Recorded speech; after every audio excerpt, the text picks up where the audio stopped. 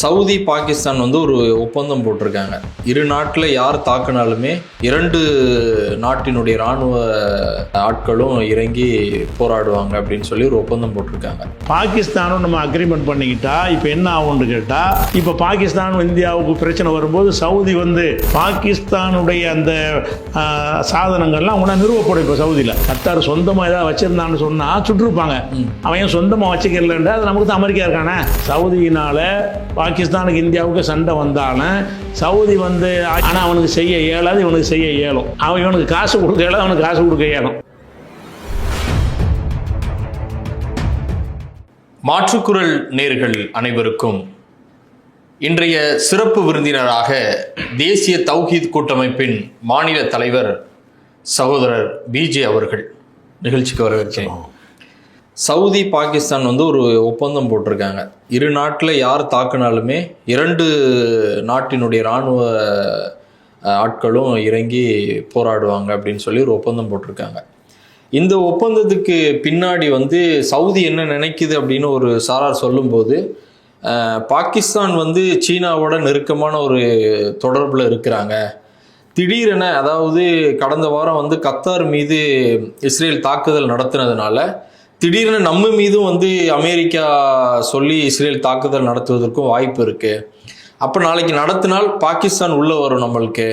அப்படி வரும்போது பாகிஸ்தானுடைய வீரர்களை அட்டாக் பண்ணும்போது ஆட்டோமேட்டிக்காக சைனாவும் உள்ளே வந்துடும். அதனால் இப்படி நம்ம திடீர்னு ஒரு கூட்டறிக்கையை வெளியிட்டிருக்கிறாங்க இந்த திட்டத்தில் அப்படின்னு சொல்லி ஒரு ஆள் சொல்கிறாங்க.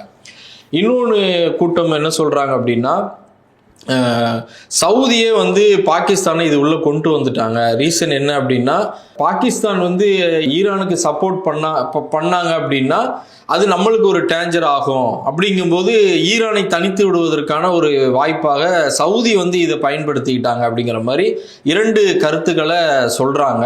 உங்களுடைய பார்வையில் இந்த திடீர்னு அந்த கூட்டங்கள், இஸ்லாமிய கூட்டங்கள்லாம் கூடுனதுக்கு பிறகு 2 நாள் கழித்து பாகிஸ்தானும் சவுதி இப்படிப்பட்ட யாருமே எதிர்பார்க்காத அளவுக்கு ஒரு ஒப்பந்தம் போட்டிருக்காங்க. இதற்கு பின்னாடி இருக்கக்கூடிய அந்த சர்வதேச அரசியல் என்ன?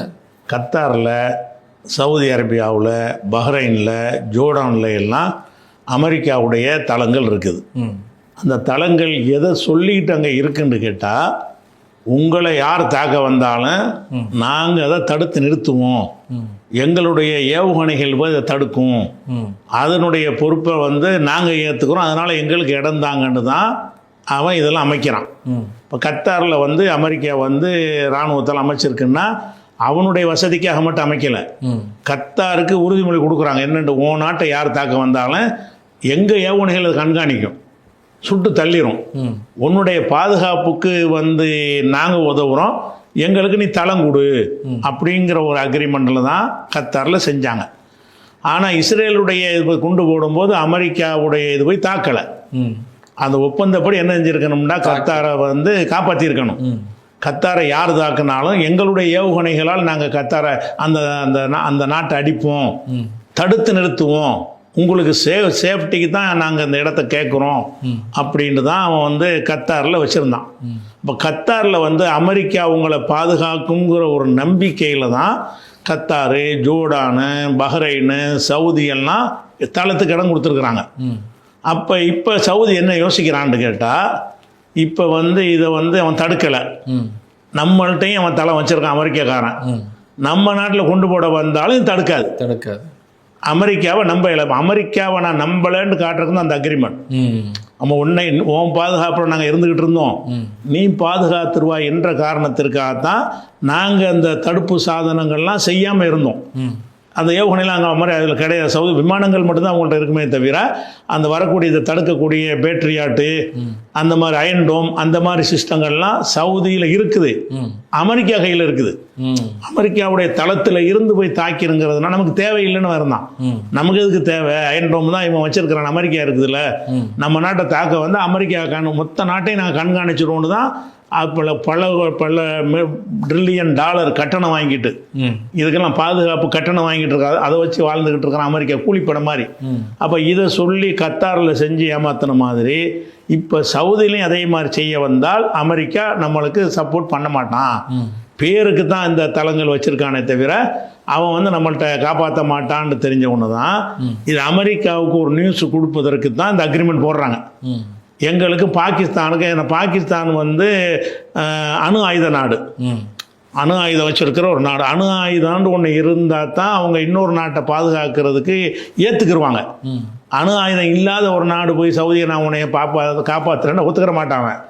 அணு ஆயுத பலம் உள்ள ஒரு நாடாக இருக்கும் பொழுது பாகிஸ்தானும் நம்ம அக்ரிமெண்ட் பண்ணிக்கிட்டா இப்போ என்ன ஆகும்னு கேட்டால், இந்த அக்ரிமெண்ட் பிரகாரம் சவுதியை இப்போ அமெரிக்கா நீ பாதுகாக்க தேவையில்லைன்னு அறிவிக்கிறாங்க.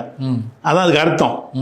அமெரிக்காவுக்கு என்ன பதில் கொடுக்குறாங்கன்னு கேட்டால், நீ வந்து எங்களை பாதுகாக்க போகிறது இல்லை, என்ன இஸ்ரேல் தாக்குனானா நீ வேடிக்கை தான் பார்ப்பேன், எங்களுக்கு பாதுகாப்புன்னு சொல்லி கொண்டு நீ எதுவும் செய்யலைன்னு சொல்லும்போது இப்போ அந்த ஒப்பந்தம் போட்டதன் மூலமாக என்ன நடக்கும்னு கேட்டால், பாகிஸ்தானுடைய அந்த சாதனங்கள்லாம் உடனே நிறுவப்படும். இப்போ சவுதியில் பாகிஸ்தானை பாதுகாக்கிறான் தான் தாக்கம் வந்தான்னு சொன்னால் பாகிஸ்தானுடைய ஏவுகணைகள் போய் தடுக்கும்.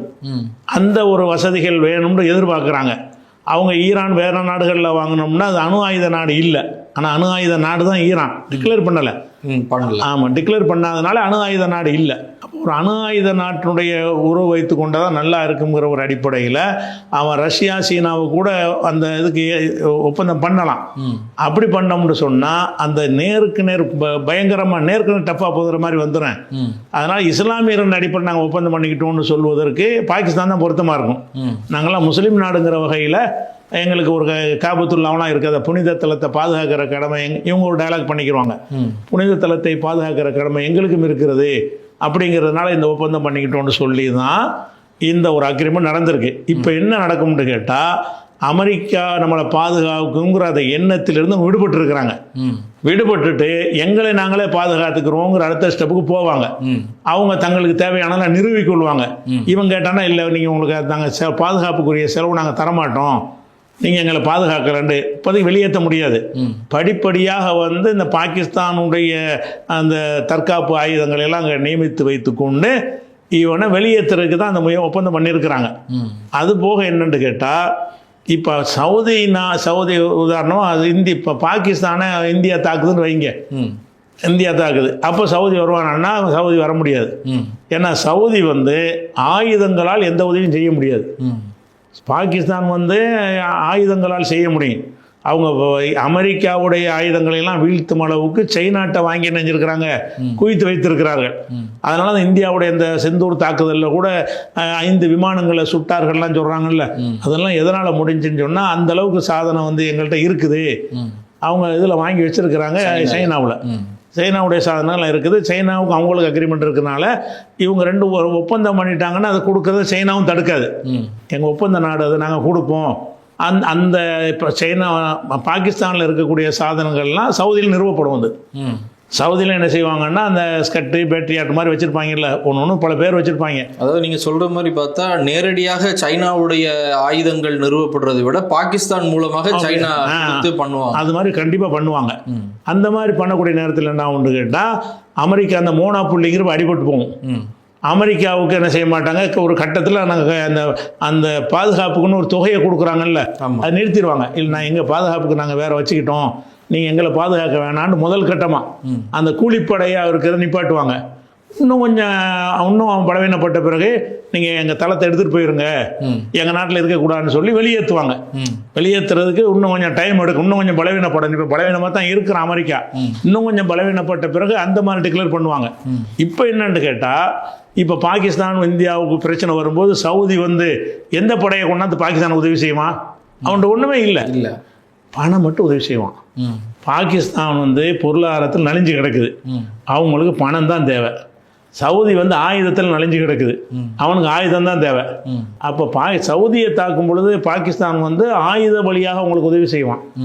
சவுதியை பாகிஸ்தான் யாராவது தாக்குனாங்கன்னு சொன்னால் சவுதியுடைய ஆயுதங்கள் தேவையில்லை, அதுக்கு மிஞ்சின ஆயுதம் அவன்கிட்ட இருக்குது. அவனுக்கு தேவையெல்லாம் என்னென்னு கேட்டால் அந்த ஆயுதங்கள் வாங்கி குவிக்கிறதுக்குரிய பொருளாதாரம் தான், காசு தான் அவனுக்கு தேவைப்படுது. பொருளாதாரத்தை நலிஞ்சிருக்கிறான். அந்த பொருளாதாரத்தை எவ்வளோ கொடுக்கறதுக்கு சவுதிக்கு முடியும். சவுதிக்கு வந்து காசு பணத்தை அள்ளி கொடுக்கறதுக்கு எவ்வளோ நாள் முடியும். அப்போ அந்த ஒரு அடிப்படையில் தான் முதல் கட்டமாக சவுதி இந்த உடன்படிக்கை செஞ்சுருக்கிறாங்க. என்னுடைய கணிப்பு பிரகாரம் இதே உடன்படிக்கை இதே பாகிஸ்தானோட கத்தாரும் செய்வான்.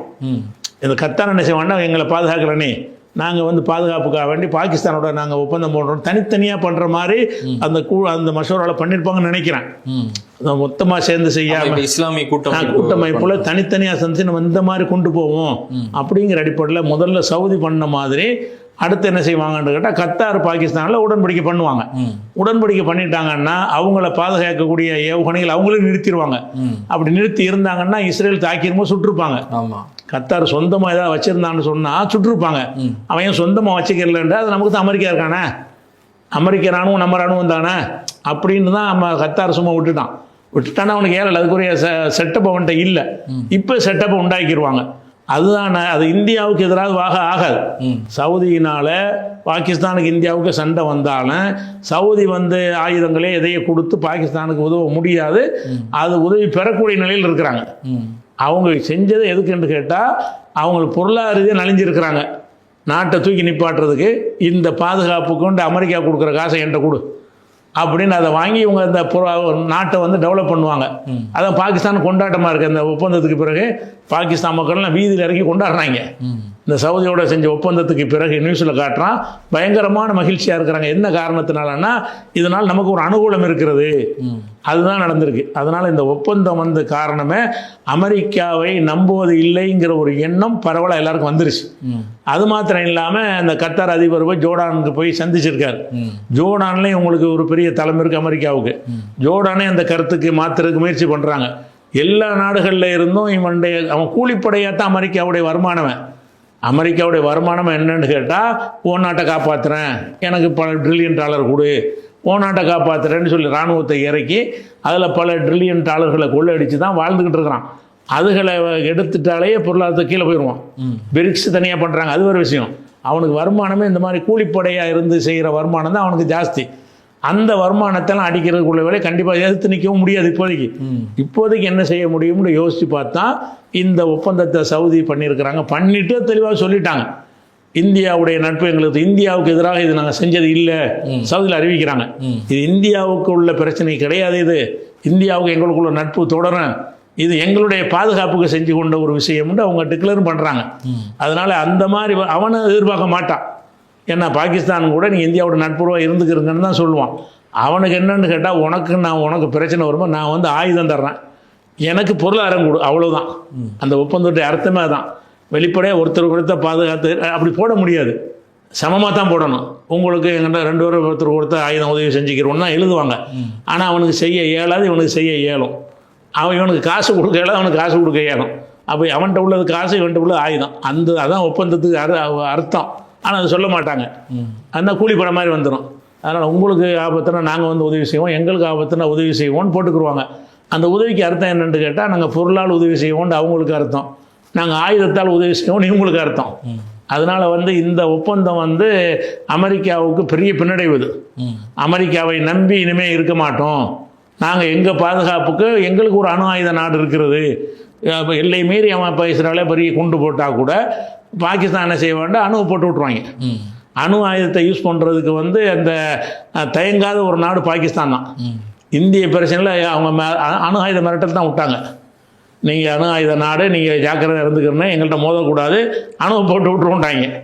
அதுக்கு பிறகு தான் ட்ரம்ப் சொல்லி சரி பண்ண தான் பேசுனாங்கல்ல. அதனால் அவங்கள்ட்ட வலுவான அணு ஆயுதங்கள் அவங்கள்ட்ட இருக்குது பாகிஸ்தானில், இந்தியாவில் மாதிரியே. அதனால் அணு ஆயுதங்களை வந்து இப்போ சவுதிகளையும் கொண்டே நிறுவவே செய்யலாம். இப்போ ஒப்பந்தம் ஆகிட்டதுனால அங்கேயே அணுகுண்டு கொண்டே வச்சுருவாங்க. அணுகுண்டு அவன் தயாரிக்கிறாத நிறைய கெடுபிடலாம் பண்ணுவாங்க. அவன் தயாரிக்க போனான்டா யுரேனியத்தை கொண்டு வா, அதை கொண்டு வா, அந்த இதுன்னெலாம் சொல்லுவாங்க. இப்போ நான் தயாரிக்கலையே, எனக்கு அணு கொடுக்குறேன், ஏற்கனவே இருந்த ஒரு அணு ஆயுத நாடே எனக்கு சப்போர்ட் பண்ணுது அப்படின்னு கொண்டு போயிடுவாங்க. அதனால் இது அமெரிக்காவுக்கு மரண அடிக்கு உள்ள ஒப்பந்தம் தவிர இது வந்து இந்தியாவுக்கு எதிரானது கிடையாது.